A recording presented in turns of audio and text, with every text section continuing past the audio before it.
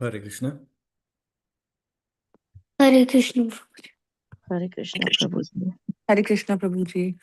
Hare Krishna.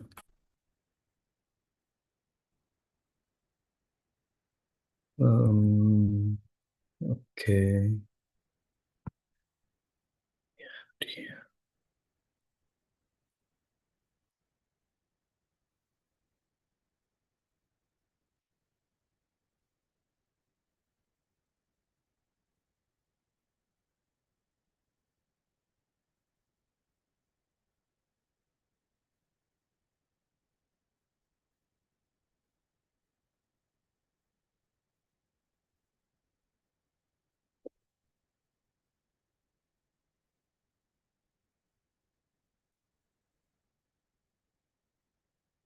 Om Namo Bhagavate Vasudevaya. Om Namo Bhagavate Vasudevaya. Om Namo Bhagavate Vasudevaya. Narayana Namaskritya Naram Chaiva Narottamam Devim Saraswatim Vyasam Tato Jayamudhirayet Nashta Prayeshu Vadreshu Nityam Bhāgavata-sevayā Bhagavati Uttama Shloke Bhaktir Bhavati Naishtaki Krishnaya Vasudevaya Devaki Nandanaya Cha Nandagopakumaraya Govindaya Namo Namaha Jaya Shri Krishna Chaitanya Prabhu Nityananda Shri Advaita Gadadhar Shivasadi Gaura Bhakta Vrinda Hare Krishna Krishna Krishna Hare Hare Hare Rama Rama Rama Hare Hare. Let me know if you're able to see the screen.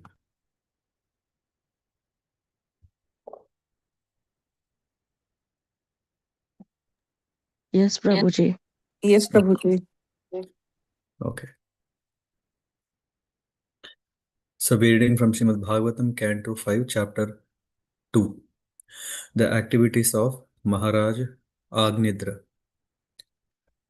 Shri Sukha Uvacha Evam Pitari Sampravratte Tad Anushasane Vartamana Agnidro Jambudvipau Praja Aurasha Savad Dharmavekshamanaha Paryagopayat. Sri Sukadeva Goswami continued. After his father, Maharaj Priyavrata departed to follow the path of spiritual life by undergoing austerities, King Agnidra completely obeyed his order. Strictly observing the principles of religion, he gave full protection to the inhabitants of Jambudvipa as if they were his own begotten sons. Sacha kadachit pitraloka kama suravara vanita क्रीडाचल द्रोण्यां भगवन्तं विश्वस्रजां पतिम् आभृत परिचर्योपकरण आत्मै काग्रेण tapasvi आराधयान् बभूव. Desiring to get a perfect son and become an inhabitant of Pitraloka, Maharaj Agnidra once worshipped Lord Brahma, the master of those in charge of middle creation. He went to a valley of Mandara hill where the damsels of the heavenly planets come down to stroll. There he collected garden flowers and other necessary paraphernalia and then engaged in severe austerities and worship. तत् उपलभ्य भगवान् आदिपुरुषः सदसि गायन्तीं पूर्वचित्तिं नामाप्सरसम् अभियापयामस आस. Understanding King Agnidra's desire, the first and most powerful created being of this universe, Lord Brahma, selected the best of the dancing girls in his assembly, whose name was Purvachitti, and sent her to the king. सा च तदाश्रमोपवनम् अतिरमणीयं विविध निबिड विटपि विटप निकर संश्लिष्ट पुरुत पुरुट लतारूढा स्थल विहङ्गम मिथुनै प्रोच्यमाना श्रुतिभिः प्रतिबोध्यमाना सलिल कुक्कुट car कारणध्वर कारणद्धव कलहं सादिभिर्विचित्रम् उपकूजितामल जलाशय कमलाकरम् उपब्राह्म Upabhrama. The Apsara, sent by Lord Brahma, began strolling in a beautiful park near the place where the king was meditating and worshipping. The park was beautiful because of its dense green foliage and golden creepers. There were pairs of varied birds such as peacocks, and in a lake there were ducks and swans, all vibrating very sweet sounds. Thus, the park was magnificently beautiful because of the foliage and the clean water, the lotus flowers, and the sweet singing of various kinds of birds.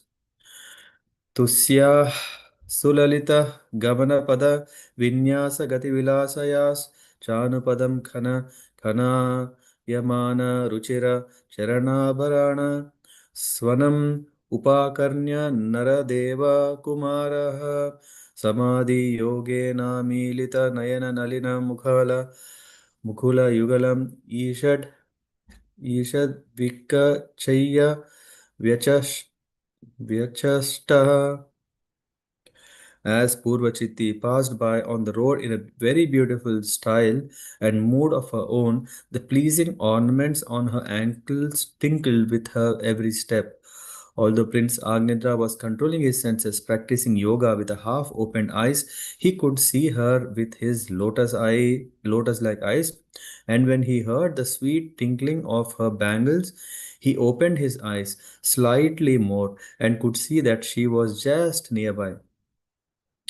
ताम एवा Vidur sorry ताम एवा विदूरे मधुकारीम इव सुमनसा उपजिह्राणीतं दिविज मनुज मनो नयनाह्लाद दुघैर्गतिविहार व्रीडा विनयावलोक सस्वराक्षराव यवैर्मनसि नृणां कुसुमायुधस्य विदधातिं विदधतीं विवरं निजमुख विगलितामृतासव साहस भाषणामोद मदान्ध मधुकर निकरोपरिधेन द्रुतपद विन्यासेन वल्गु स्पन्दन स्तन कलश कबर रसनां देवीं तद् अवलोकनेन विवृतावसरस्य भगवतो मकर ध्वजस्य वसम् उपनीतो जडवत् इति होवाच. Like a honeybee, the Apsara smelled the beautiful and attractive flowers. She could attract the minds and the vision of both humans and demigods by her playful moments, her shyness and humility, her glances, and very pleasing sounds that poured from her mouth as she spoke, and the motion of her limbs. By all these qualities, she opened for Cupid, who bears an arrow of flowers, a path of oral reception into the minds of men. When she spoke, nectar seemed to flow from her mouth. As she breathed, the bees, mad for the thirst of her breath, tried to hover about her beautiful lotus like eyes. Disturbed by the bees, she tried to move hastily, but as she raised her feet to walk quickly, her hair, the belt on her hips, and her breasts, which were like water jugs, also moved in a way that made her extremely beautiful and attractive. Indeed, she seemed to be making a path for the entrance of Cupid, who is most powerful. Therefore, the prince, completely subdued by seeing her, spoke to her as follows. का त्वच्चिकीर्षसे च किं मुनिवर्यशैले मायासि कापि भगवत् परदेवताया विज्ये बिभर्षि धनुषि सुहृद आत्मनोऽर्थे किं वा मृगान् मृगयसे विपिने प्रमत्तान्. The prince mistakenly addressed the Apsara. O best of saintly persons, who are you? Why are you on this hill? And what do you want to do? Are you one of the illusory potencies of the Supreme Personality of Godhead? You seem to be carrying two bows without strings. What is the reason you carry these bows? Is it for some purpose of your own or for the sake of a friend? Perhaps you carry them to kill the mad animals in this forest. बाणाम् इमो भगवतः शतपत्रपत्रौ शान्ता अपुङ्ख रुचिरावती तिग्मदन्तौ तस्मै युयुक्षसि वने विचरन्न विद्मः क्षेमाय no जड धियां तव विक्रमोऽस्तु. Then Agnidra observed the glancing eyes of Purvachitti and said, "My dear friend, you have two very powerful arrows, namely your glancing eyes. Those arrows have feathers like the petals of lotus flower. Although they have no shafts, they are very beautiful and they have very sharp piercing points. They appear very peaceful and thus it seems that they will not be shot at anyone. You must be loitering in this forest to shoot these arrows at someone, but I cannot understand whom. My intelligence is dull, and I cannot combat you. Indeed, no one can equal you in prowess, and therefore I pray that your prowess will be for my good fortune. शिष्या इमे भगवतः परितः पठन्ति गायन्ति साम सरहस्म्य सरहस्यम् अजस्रमयीशं युष्मच्चिखा विलुलिता सुमनोभिवृष्टिः सर्वे भजन्ति ऋषिगणा इव वेदशाखाः. Seeing the bumblebees following Purvachiti, Maharaj Agnidra said, "My dear Lord, the bumblebees surrounding your body are like disciples surrounding your worshipable self. They are incessantly chanting the mantras of the Sama Veda and Upanishads, thus offering prayers to you. Just as great sages resort to the branches of Vedic literature, the bumblebees are enjoying the showers of flowers falling from your hair. वाचां परं चरण Pankaj sorry वाचां परं चरण पंजर तित्तिरीणां ब्रह्मन् अरूप मुखरां शृणवां तुभ्यं लब्धा कदम्ब रुचिर अंक विटंक बिंबे यस्याम अलात परिधि क्वच वल्कलं ते. O Brahmana, I can simply hear the tinkling of your ankle bells. Within those bells, titiri birds seem to be chirping among themselves. Although I do not see their forms, I can hear how they are chirping. When I look at your beautiful circular hips, I see they are the lovely color of kadamba flowers, and your waist is encircled by a belt of burning cinders. Indeed, you seem to have forgotten to dress yourself. किं सम्भृतं रुचिरयोर्द्विजशृङ्गयोस्ते मध्ये कृशो वहसि यत्र दृशिश्रिता मे पङ्कोरुणः सुरभिरात्मविशान ईदृक् येनाश्रमं सुभग मे सुरभिः करोषि. Agnidra then praised Purvachitri's raised breast. He said, "My dear Brahmana, your waist is very thin, yet with great difficulty you are carefully carrying two horns to which my eyes have become attracted. What is filling those two beautiful horns? You seem to have spread fragrant red powder upon them, powder that is like the rising morning sun. O most fortunate one, I beg to inquire where you have gotten this fragrant powder that is perfuming my ashrama, my place of residence. Lokam pradarshaya suhrittama me यत्रात्य इद्धम उरुषावयवस यवास उपू अपूर्वो अस्मद्विदस्य मन उन्नयनौ बिभर्ति बह्वद्भुतं शरसरास सुधादि वक्त्रे. O best friend, will you kindly show me the place where you reside? I cannot imagine how the residents of that place have gotten such wonderful bodily features as your raised breasts. which agitate the mind and eyes of a person like me who sees them, judging by the sweet speech and kind smiles of those residents. I think that their mouths must contain nectar. कावात्मवृत्तिरदनाद्धविर् अङ्गवाति विष्णो कालासि अनुमिषोन् मकरौ च कर्णौ उद्विग्नमीनयुगलं द्विजपङ्क्तिशोचेर् आसन्नभृङ्ग निकरं सरानि मुखं ते. My dear friend, what do you eat to maintain your body? Because you are chewing betel, a pleasing scent is emanating from your mouth. This proves that you always eat the remnants of food offered to Vishnu. Indeed, you must also be an expansion of Lord Vishnu's body. Your face is as beautiful as a pleasing lake. Your jeweled earrings resemble two brilliant sharks with unblinking eyes like those of Vishnu, and your own eyes resemble two restless fish.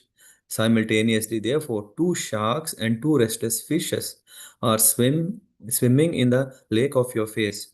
Besides them, the white rows of your teeth seem like rows of very beautiful swans in the water, and your scattered hair resembles swarms of bumblebees following the beauty of your face.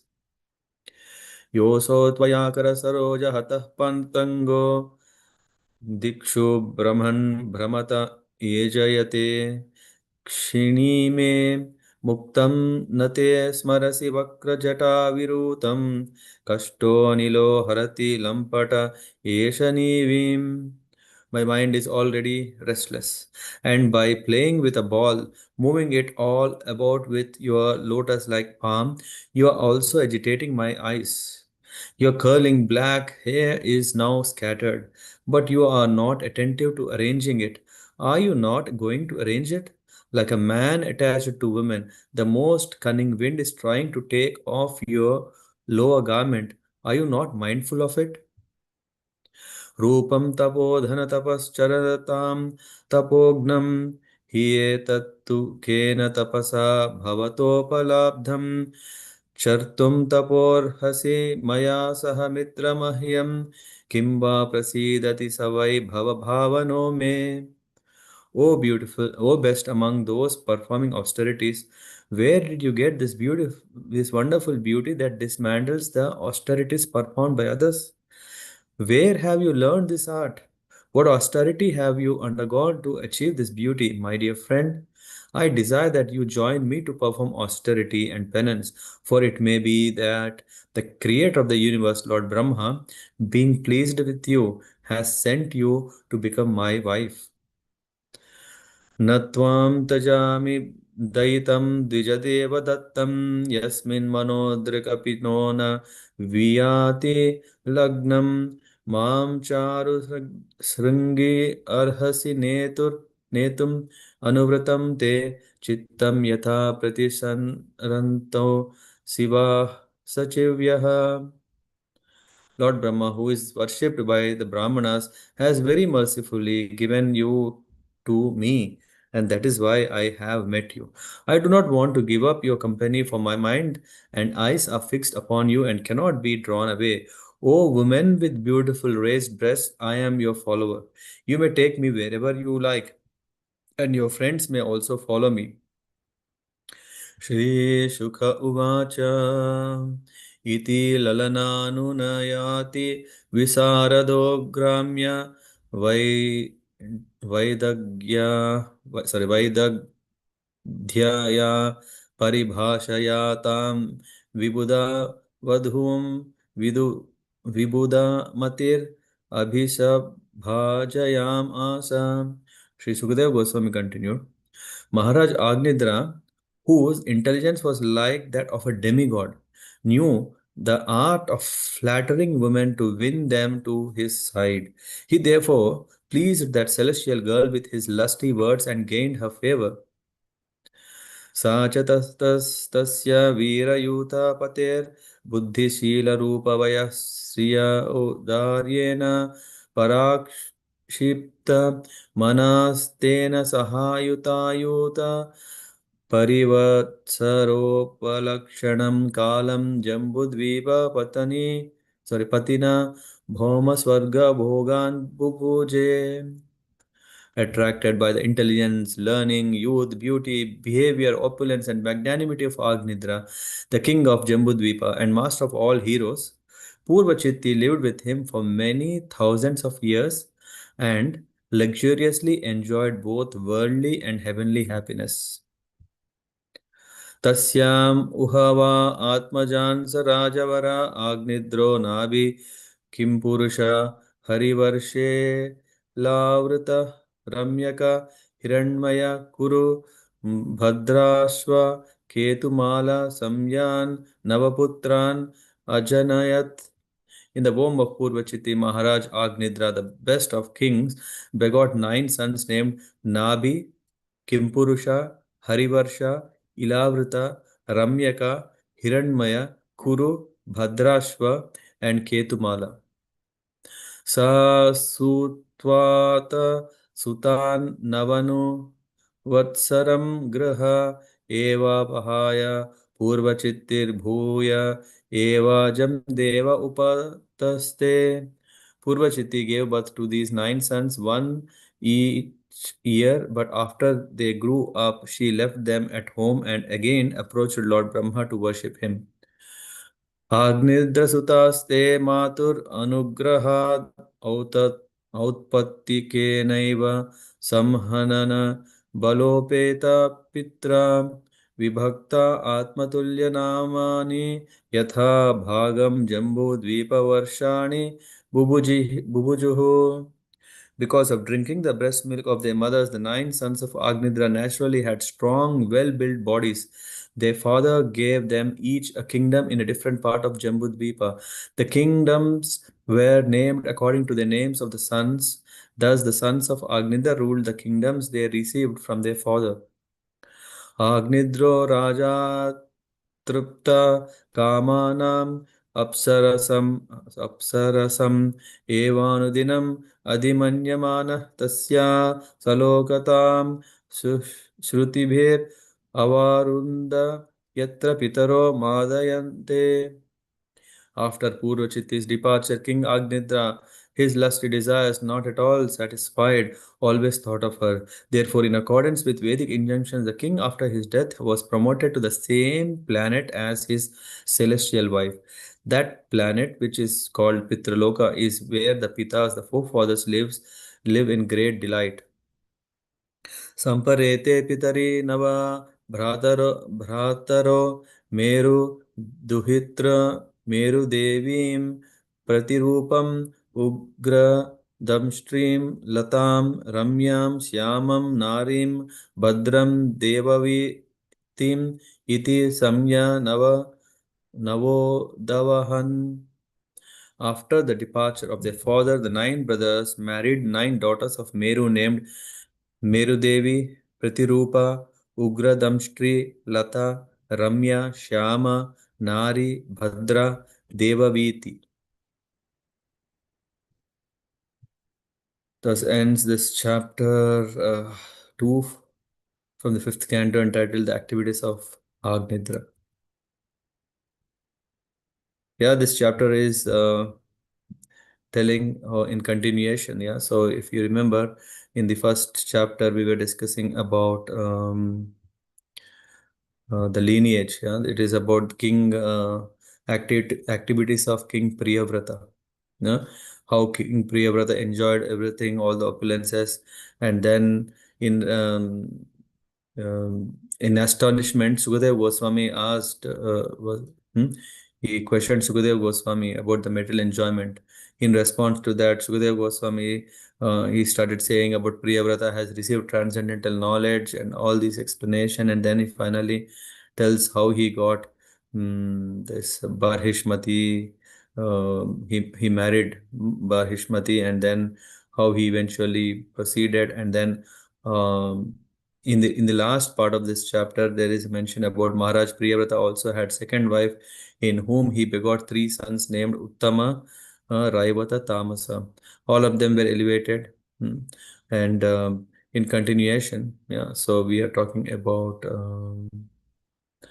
the sons of the first wife, Agnidra, Idmajivaha, Yagnabahu, Mahavira, Hiranyareta, Grita, Prashtha, Savana, Medhatiti, Vitihotra, and Kavi. And also one daughter of King Priyavrata, Urjva Swati. So, and then of these 10 sons of Priyavrata, three named Kavi and Mahavira and Savana accepted sannyas. And then the remaining seven sons, they got seven islands. And Agnidra, we are talking about what did he do? It's very interesting to see what is the desire and what is the destination from this particular chapter. So basically, so Shukadeva Goswami is saying after his father Priyavrata left, King Agnidra completely obeyed his father's order and he was ruling. And because he was interested, strictly observing principles of religion is one thing, but Agnidra, in the purport Prabhupada mentions, king protects the citizens like father. So Agnidra was protecting the citizens like as own fellow or children. Um, and in the purport, Prabhupada mentions about the role of a Kshatriya. And in Kali Yuga, it says Dasyu Dharma. It is said the state is now callous to religious principles. Srimad Bhagavatam predicts that in Kali Yuga, the government will be entrusted with Dasyu Dharma. What is Dasya Dharma means, which means the occupational duty of rogues and thieves. And eventually, slowly, Prabhupada explains what does that mean. Means the rogues, the rulers will be rogues and thieves. Law makes plunder citizens. Whatever they make is plundering. Rain will become scarce. These are the symptoms of Kali Yuga. There will be droughts, famine, no grains, and eating flesh and seeds. Spiritual people got to forsake their homes due to droughts and taxation and famine. This is what the symptoms of. The Krishna consciousness movement is the only hope to save the world from such devastation. It is the most scientific and authorized movement for the actual welfare of the whole human society. So here king, though he is supposed to, he's taking care, Agnidra, he worshipped Lord Brahma, desiring what? He wanted to get a perfect son and become an inhabitant of Pitraloka. So if you see the verse 22 is already telling what was actually his intention. Agnidra was doing penance for a material benefit. That's why he approached Lord Brahma here to become an inhabitant of Pitraloka and to get perfect son. So for that he went to this Mandara hill where the damsels of heavenly planets come down to stroll. And of course, because of that desire also, Prabhupada mentions everyone in heavenly planets such as Pitraloka, however, must return to earth after exhausting the effect of his pious acts. As confirmed in Bhagavad Gita, Kshine Punya Martya Loka Vishanti. Persons who perform pious acts are transferred to higher planets. But when the effect of their pious acts are over, they are again transferred to earth. And here what happened? Since Agnidra, uh, why Agnidra desired Pitraloka and not Vaikuntha Loka like his father? Yeah, if someone has a question. Because it is said, since Maharaj Agnidra was the son of a Vaishnava, he should have desired to be transferred to spiritual world Vaikuntha Loka. Why then did he desire transfer to Pitraloka? The answer to this is Goswami Giridhara. One of the Bhagavad commentary remarks that Agnidra was born when Maharaj Priyavrata was infatuated by lusty desires because he was having lusty desire towards his Barhishmati, his dear wife.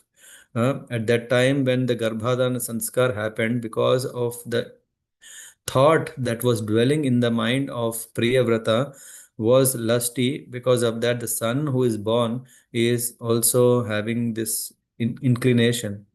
That's why in the purport, Prabhupada mentions Garbhadan Samskar should be performed as devotional service and not with lusty desire. Huh? And there is further explanation about the sanskara, and yeah, one can read through that.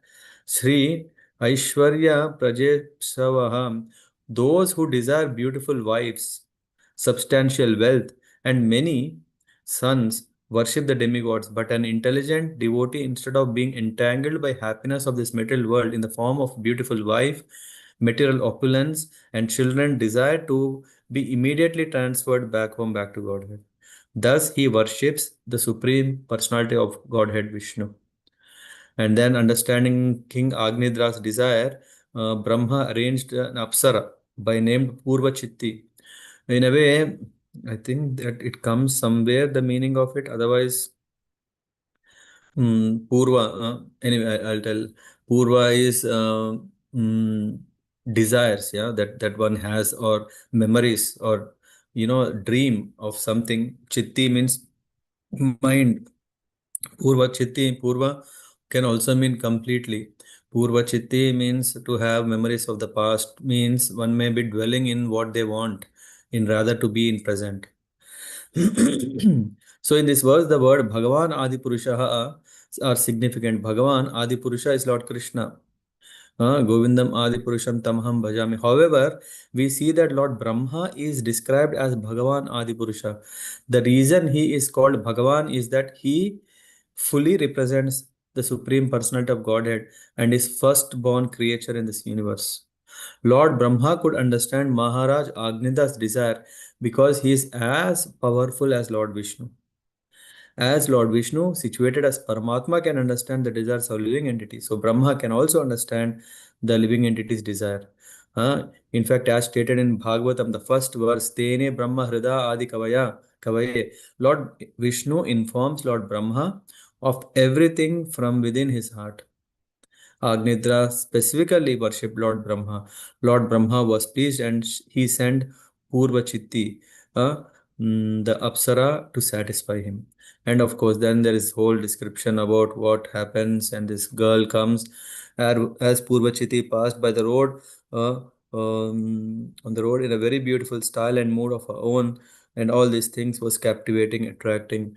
In the purports, again, Prabhupada mentions the dangers of this, and in the fifth verse purport, Prabhupada mentions even the advanced yogi Vishwamitra broke his mystic practice to unite with Menaka and beget a child known as Shakuntala. So the practice of mystic yoga, therefore, is not sufficient strong to control the senses. Another example is King Agnidra, whose attention was drawn to movements of Purvachitti simply because he heard the tinkling of her ankle bells. In the same way that Vishwamitra Muni was attracted by the tinkling bangles of Menaka, Prince Agnidra, upon hearing the tinkling bangles of Purvachiti, immediately he opened his eyes. The prince was also very handsome, as described here. In his eyes were just like the buds of lotus flower. So all these things, he could immediately see that Apsara was present by his side.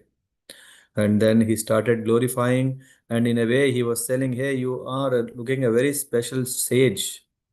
You are looking a very great sadhu, very, very beautiful, very, very powerful, and all the description he started glorifying. Of course, in the end, we can see all that glorification was actually as a in flattering the girl, flattering this apsara. In fact, here it said, Katvam chikirshasi cha kim munivarya saile. You look to be a great, best of Muni. Muni is a sage. A Muni means one who is a great thinker. And Murivarya means, oh, respectable, most respected Muni. Oh, best of Munis, Shaile. You have come on this hill. Um, and that's what is happening. As stated in Bhagavad Gita, Kamastai stayar hita gnana. When one becomes lusty, he loses his intelligence. Therefore, Agritya, having lost his intelligence, could not distinguish whether Purvachiti was male or female. He mistook her for a Muni Putra, son of a saintly person. And then he started speaking like that. And then Pramattan is the word used here. Pramatta refers to one who cannot control his senses. Hmm? The entire material world is being exploited by people who are pramatta or vimudha. And Prahlad Maharaj is saying that's why in the seventh canto, ninth chapter, is saying, Shoche tato vimukha chetasa indriyartha maya sukhaya bharam udvahato vimudhan. They are rotting in the material activities for material pleasure and spoiling their lives, toiling all day and night simply for sense gratification. Mm. So, and then in this mood, Agnidra started. He's saying, "Hey, you are looking like that. Your body is like this. Your eyes are like that. Your ears are like this. All these things." And he started basically trying to make best of this opportunity to grab her, to enjoy her. And he's saying, "Oh Brahmana," this is what in the verse 10. "Oh Brahmana, I can simply hear the tinkling of your ankle bells."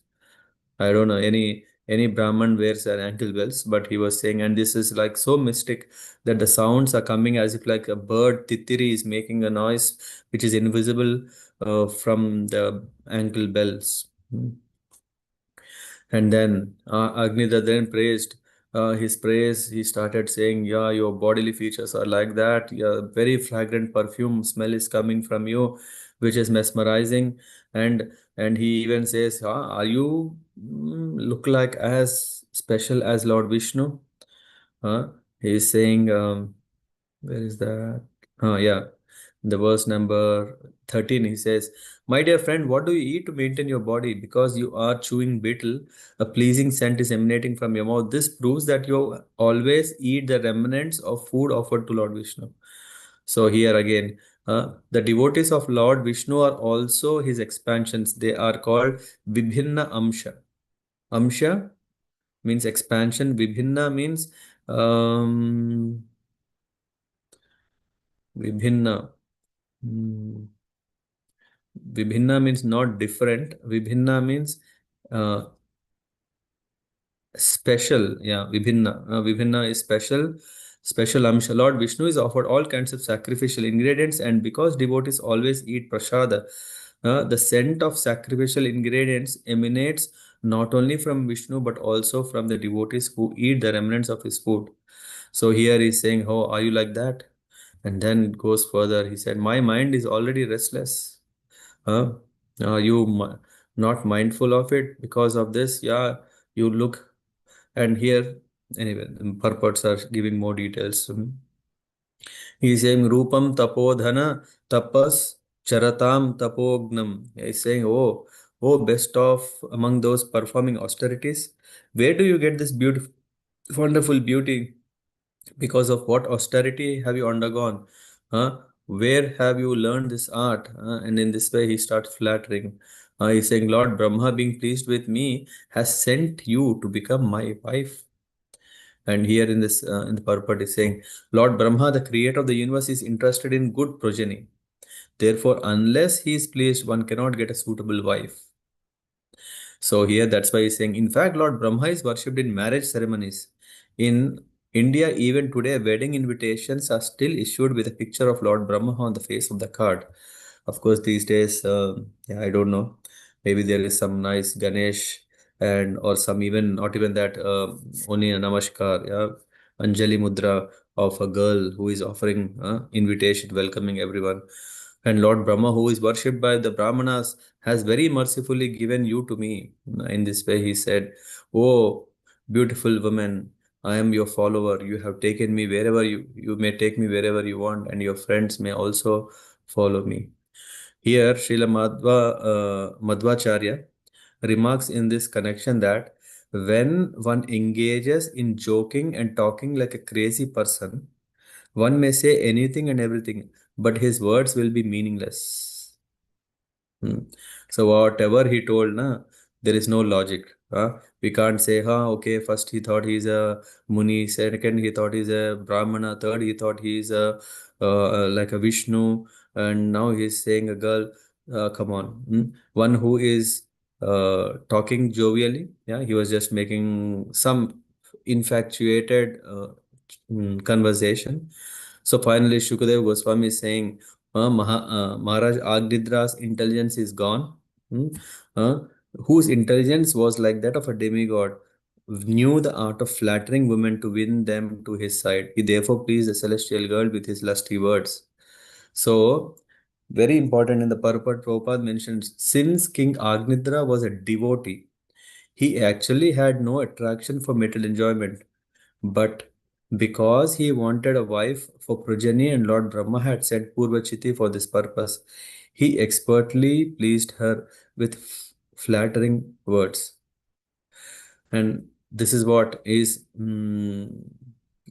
a quality to to flatter is called one who is expert in this art of flattery is called vidagdha. In fact, there is a book called Vidagdha Madhava. His glorification is Krishna, how he is talking to the gopis. Vidagdha means to flatter. Hmm. And then, by the grace of Lord Brahma, King Agnidra and Purvachiti, they united and they lived happily for many thousands of years.